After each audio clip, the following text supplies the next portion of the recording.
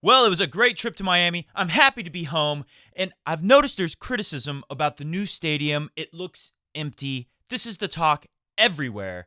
And even though James Blake set all new attendance records at the brand new Miami Open, presented by Itaú, even if James Blake is upset about that, he can feel a little bit better knowing that Key Biscayne this weekend was on fire. It's on fire from the Ultra Festival. It is an absolute disaster for the Ultra Music Festival. All that and a little bit more in today's Coffee Break Tennis.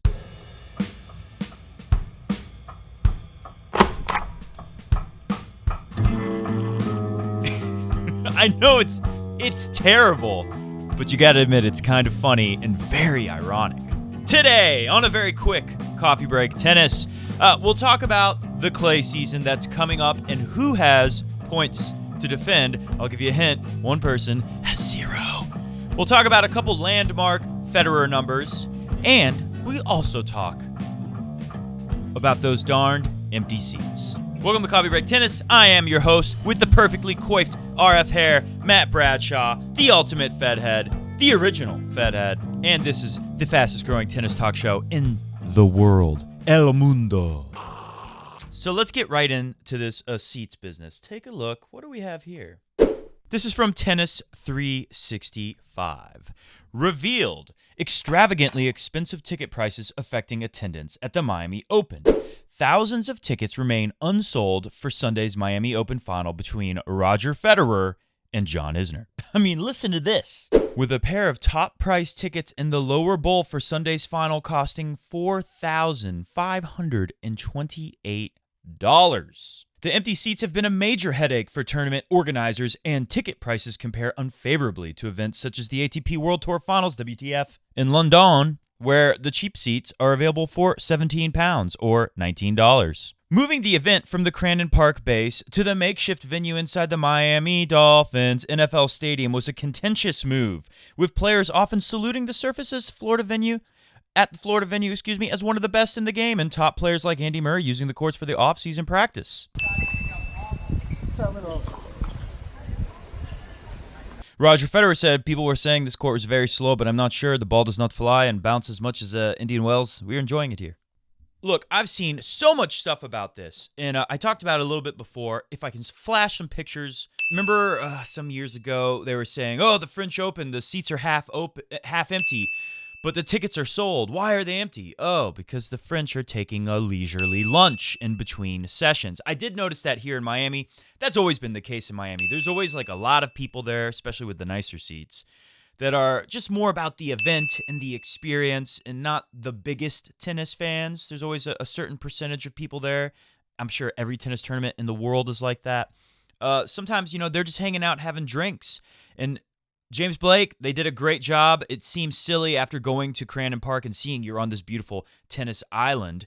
And it's silly to me that I read somewhere in the New York Times, I believe, they spent like $10,000 per palm tree that they uprooted and planted in front of the stadium. So my point is, I guess it was worth it because there is a cool atmosphere around the stadium. Inside the stadium, it is very strange. There are 60,000 something seats. That's why if you're watching on TV at the top of what looks like the top of the stadium, because it's a smaller stadium within a larger stadium, there's these giant cables with like kites on them, and it's decorative and cool looking, but really it's to distract you from the thousands, like 50,000 empty seats all around the stadium. So part of it is that. Part of it is there's always this crowd that is not as into the tennis, and they're just enjoying the stuff you can do, eat, drink, look at. They have, they had a big art gallery with, famous artists. Like they had like a Pablo Picasso in there, I believe. Very large, fat women paintings I took pictures of that I thought were particularly entertaining. I also like this one. This I guess it's a Cahiers. I'm doing this off of memory. I don't have it in front of me. I can't remember the name of it, but it's like Businessmen in the Street or something like that. I thought those were pretty funny. Anyways, so yeah, that's part of it. And then the other part of it is some of these seats are high-class, super luxury seats. Everything costs more money now. Parking is double what it used to be at Key Biscayne, which is $40. That's a lot if you're going multiple. If you go only one day, maybe no big deal. But if you're going there every day with your own car, and you don't want to Uber or something, which Uber probably would have been fine, but I didn't want to risk being in a long line of people waiting for an Uber, so I just parked. Anyways, if you were there, comment below what you thought of it with the seating. If you were watching on TV, comment below what it looked like to you. I mean, I've heard from everyone. Why does it look empty? Why does it look empty? I've seen people talking about it on the Facebook. I even saw one guy, who I won't name, who's a tennis person, and he had this idea that there should be some kind of system that when you have an expensive seat, even if it's like one of those thousands of dollars per seat seats, and you're not sitting here at the moment because you're at the bar with your girlfriend or boyfriend or whatever, somebody can just sit in your seat and keep it warm for you who has a not as good a ticket or no ticket at all, I suppose. And then there's like a light system, and when it's green light, you can sit, and when it's a red light, you got to get out of the seat and find another seat. And that kind of sounds like a cool idea, but if you think about that, how that would actually in reality play out, it would be freaking insane, and the players would be going nuts. Play would be stopped constantly because, like, oh, look, people are getting up and moving out of their seats now. And even if you were limited to, you can only get in and out of the seat during the changeover, which they were not good about the discipline on that this year. The ushers let you in, like, after every game. Didn't have to be a changeover. As soon as a game ended, they would let people sit. And you saw a lot of players stopping before they would serve, looking up into the stands. So anyways, I thought that was interesting. Overall, though, like I said, James Blake said that it's record attendance. It is record attendance. They smashed all the records possible that you could think of. So sounds like a win for them overall. But on TV, when you have all these people tweeting, why does it look empty? Why does it look empty? They might want to work on something like that. It sounds weird inside of the stadium. They might not want to work on something like that. I didn't think the shadow was too big of a deal. I thought it felt really nice inside the stadium. It's kind of like an indoor court. It was a little bit of a breeze. Only certain seats are you stuck in the sun all day long. You're mostly shaded almost everywhere you sit. Overall, I thought it was pretty cool. Final word on this before we move on.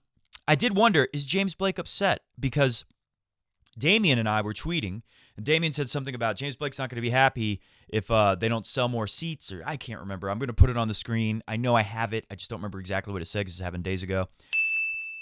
The point is, James Blake tweeted back to me and Damian and said, just want to let you know, we broke all the records, so thanks for your concern, but I'm not too worried. And when I saw that, I thought, geez, if James Blake has taken the time to respond to us on the little Twitter trend, Twitter, what do they call it? Whatever. If James Blake has taken time to talk to us, maybe he's a little more concerned than what he's letting on in that tweet. Moving on, we're going to talk about the clay season and who's got points to defend. And a couple things about the Isner match with Federer. First off, it was a very tragic way to end. I thought Isner played well. I thought Federer played unbelievable. That first set, he broke him 3 times. You understand, over the course of the whole tournament, John Isner played 5 matches leading up to the final. Was only broken 5 times. That's an average of 1 per match. Against Federer, he was broken 4 times, with 3 coming all in the first set. 6-1. Here's some statistics from the Omar of Oz. At Omar of Oz on the Twitters, you can follow him. Follow me at CoffeeBreak10s, TENS, like the number 10. This is from Omar Leandro at the Omar of Oz. It was only the 21st time Isner received a breadstick. First time against Roger. He's been bageled once in 12 years of pro tennis. For the record, it was breadstick number 314 for Roger, the 4th most all-time breadsticks dished out by Roger in his illustrious career. Some more numbers for you on Federer. Federer now, well, he already did, but Federer way ahead in the hard court victories in the Open era with 758. Notice Djokovic is now more than 200 behind. He's got a little time to catch up, though. Federer is a champion of Miami for the 4th time. Masters title number 28. Overall title 101. Oldest master and oldest at the Miami Open. But oldest at any Masters tournament is the point here, I think. And for the 3rd year running, Roger is the lead in the ATP race to London at the end of the first quarter of the year. Never fails to surprise you. That's right. That is huge. Roger Federer is number 1 in the race. That means he's accumulated the most points since January 1st. Januar, for those of you Swiss German speakers in the show audience. Take a look. 2017. Roger and Rafa had the most finals with 3. Roger had most titles with 3. ATP race leader with 45 was Roger. Now, that's what you get if you win the Sunshine Double and the Australian Open. So that's a lot of freaking points. I guess the 45 was from losing in the first round of Dubai that year. 2018, Roger winning the Australian Open finals and early round loss. Win in Rotterdam is where the rest of those points come from. 3,110. So you see Roger, 2018, tied for most finals, most titles with some other people. This year, he's number one in most finals. He is number one in most titles. He's the ATP race leader again with only 2,200. That's a lot less than 4,045 or 3,110, which goes to show you Djokovic has really done nothing since winning the Australian Open.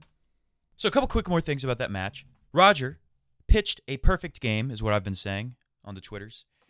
He was 100% win when his first serve went in the box. I think he only lost 3 points on his second serve. So 3 points on serve total. That is incredible. That is what you need to do when you go up against a great server like John Isner. The fact that he broke 3 times. It wasn't that Isner might be out for like 4 to 6 weeks, I'm hearing. He's got a stress fracture on the foot, the fous.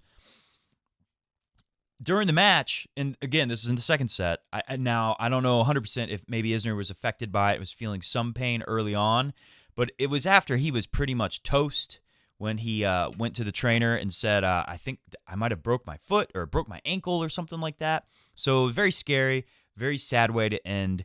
Great trophy speech from John Isner, the runner-up. Great speech from Roger Federer. I believe it was Mirka's birthday. Very special day for Team Federer. So we move on. We've got some narratives now. John Isner, unfortunately, you would think, hey, if he did good on these slow hard courts, if he did so good on a slow hard court, he probably could do okay on the clay. Gonna miss 6 weeks. Felix Auger-Aliassime, who really likes clay, I understand, and is being talked about. Oh, last thing really quick on Federer. I just want to say he's got to feel zero pressure going into clay. I'm sure he already did, but now coming off of that, and plus he's done so well on 2 slow hard courts, he might do pretty well on the very slow clay. Now, my understanding is he's not going to play Monte Carlo. I wish he would. He's going to go to Madrid and then the French Open. So only 2 clay court tournaments. Of course, that's 3,000 points available. Roger can make a big stride. Felix Auger-Aliassime, again, lots of points available for him on clay. El Chapo, opportunity for him too. But I like the way Felix Auger ended. I know double faulting when you have a big opportunity 3 times when he served for the first set. That's not a good way to walk out of there. But to me, El Chapo, who has been playing better and better throughout Miami, the loss to Federer, that was like a step backwards almost. Now, I'm still excited for El Chapo, but I remember kind of almost writing him off the way he lost to Djokovic at the Australian Open. Many of you will remember if you watch the show regularly. I was very unhappy with El Chapo after his performance against Joker. It almost felt like he wasn't taking it seriously enough. I hate to say that because I'm sure he takes it very seriously, but something happened there. You know, he just should have been able to play better than he did. Whether it's some kind of mental lapse or fear, choking, I don't know what it was. But whatever version of his game he relapsed into against Joker, and we saw it again against Federer, maybe not so bad, but it still happened. It's got to be something he needs to eliminate from the game and find a way to fix. It's like he didn't ever believe he could beat those guys. And remember, he talked a big game in Australia before the Djokovic match, but the way it looked out there, looked like he had zero belief, and he even won a set, but that was more to do with Djokovic. I can't even remember what it was. He got mad about something. Now, Felix Auger, I think this is, man, talk about no pressure. Now, the pressure will come. He will get the Grigor Dimitrov treatment eventually, and here's the start of it. But it might be very well warranted. Here's Greg Ruzetsky over at, I believe this is the Eurosport. Ruzetsky likens Auger-Aliassime to Nadal. He says teen sensation Felix Auger-Aliassime could go on to have a career similar to that of Rafa. That's quite a statement. Although Aliassime was relatively unheralded until reaching his first Masters semifinal in Miami, Ruzetsky is convinced the 18-year-old can go on to have a huge career. Look at the wins. Fucsovics, Herbert Hurkacz, Basilashvili. You look at the 1-2 punch with the serve and the forehand. The serve is rapid, 120 miles per hour, 125 plus already at his age. It's only going to get stronger. Felix, of course, has moved up way, way, way high in the rankings. I believe he was, at the start of the year, I think he was outside of the top 100. And then he was like 57th in the rankings, and now he is ranked 33. And I thought I had another quote here from the man. I don't. Just take it from me. Ruzetsky was saying a bunch of stuff like Felix is going to do it. And I thought the same thing watching him as Greg Ruzetsky. I thought, like, man, this 18-year-old has a massive serve. That's only going to get bigger. So we think the same there. I don't know. Will he be Nadal? That is quite a statement to say that. I don't think. Did I ever say Tsitsipas will be Federer? I don't think I did. I hope I did. It's hard to say that. But Tsitsipas, Felix Auger, even Shapo, these guys, very exciting. Sasha Zverev, not so much. I'm sorry. He's cool and all. But he's like Dominic Thiem to me. I've never been so super excited about Sasha Zverev or Dominic Thiem. I mean, they're fun to watch. But Shapo, Tsitsipas, Auger-Aliassime, a little bit more fun for me. So let's take a look at these points to defend. Rafa has almost 5,000 points to defend. If we look at the rankings, that's more than half of Rafa's total points. Look at Roger is now at 5. He moved ahead of Dominic Thiem. He's not far off, 5,500, not far off from 6,000 with Sasha Zverev. I think Federer could do well in Madrid. I don't know if he's going to win it or anything, but keep in mind, Federer's going to come into the clay very rested. These other guys will have already played a few clay tournaments before Madrid. If that's the first tournament Roger plays, will he play another? We don't know yet, but it looks like he's just going to do Madrid and French Open only. Dominic Thiem's got 4,700 points, just behind Federer now. And Dominic Thiem has over 2,000 to defend during the clay. Sasha Zverev, 2,500 plus to defend. That would drop him. That would drop Stefanos Tsitsipas is number 8, by the way. And Isner gets to stay in the top 10. He is 10 now. Juan Martín del Potro is a little ahead at 9, but he'll keep dropping because he's not even playing. Can't defend when you don't play. If Alexander Sasha Zverev doesn't do well on the clay and defend a lot of those points, he could drop under a lot of people. He could drop down to Tsitsipas possibly. I think he'll win enough to hold some of those points, but you catch my drift. Delpo's only going to lose 900 points during the clay. We'll see if he plays during the clay. He might have to have surgery. Might not see him for a while.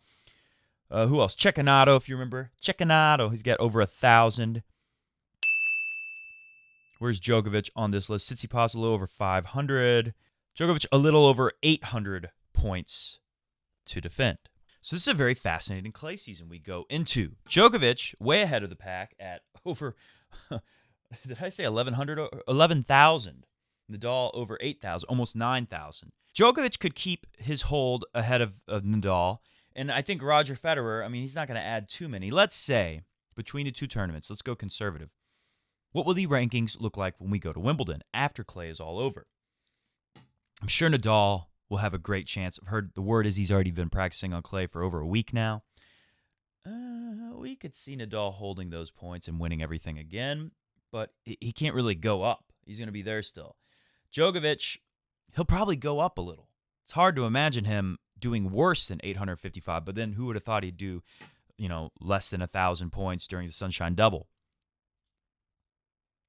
You'd think he'd get like a final and a semi or something like that, or win them both, or win one and have one bad one. You would think, everyone thought Djokovic would win Miami. Thought, Indian Wells, that's a fluke. He'll come back. He'll win Miami. And of course he didn't. But I'd say Djokovic is probably going to be somewhere around 10,000 points still, unless he just kills it and has a great clay season and goes up. He could go higher. We could see Djokovic over 12,000. Roger, let's say he picks up 1,000 points. And that's saying a lot. It's like he wins Madrid, or he gets to the semifinals at the French Open and semifinals at Madrid or something like that. It's not impossible. Again, guy's gonna have no pressure. This reminds me of the Federer in 2017 going into the Australian Open. Think about it. No pressure at all. Federer likes that. Maybe we'll see something special on the clay. Again, let's not get ahead of ourselves. What really matters the most is going to Wimbledon. So my big point here is, what could the rankings look like when we go to Wimbledon? Well, we could see Nadal drop a little. We could see Sasha Zverev drop a little. We could see Federer definitely at number 3. I think unless Sasha does great on the clay, we're going to see Roger Federer surpass Alexander Zverev. Dominic Thiem with points to defend already. He might win the French Open. Some people. Was it Omkar who said that? Mark my words. Dominic Thiem will win the French Open this year. That could happen. But even if that did happen, Roger Federer only has to do a little bit during the clay season to stay ahead of Dominic Thiem. I could see him leapfrogging Sasha Zverev. Just think, if Rafa has a disaster at the French Open, there's a way for Federer to pass him. I'm not going to bet against Rafa on the clay. It looked like his knee was toast the last couple years. Rafa was too hurt, and you wondered if he'd do well on clay. He still wins everything. I'm assuming he's got another year or two left of winning everything on clay. So let's say Rafa stays right at the same. We could easily see Federer move into the 3 spot in the way they calculate at Wimbledon. Remember, they do the last 2 years of grass results. We could see Roger, the 2 seed, Djokovic, the 1 seed. Hit the music. We're going to get out of here. Now, wouldn't that be something to see Novak and Roger on opposite ends of the draw and potentially get a rematch of the 2014-2015 Wimbledon finals? Epic finals they were. Wouldn't that be exciting? But hey, I'm getting ahead of myself. We've got a whole clay court season coming up. It's going to be a lot of fun, not just because Roger Federer's there, because we got to see, is Djokovic going to be able to do something on clay? Is he going to be able to challenge Nadal? And is Nadal going to be able to get healthy enough to do what he does best, be the king of clay? Vamos! Thanks for watching Coffee Break Tennis. We will be back later in the week, and we're going to talk a little bit more about old Miami versus new Miami. I want to show you some of that footage I got and talk about that as much as I can before the clay really gets going. Comment below if you're interested in seeing that video. I hope no one's bored with me talking about the Miami stuff just because I have a personal feeling about it since I went so many freaking years. See ya!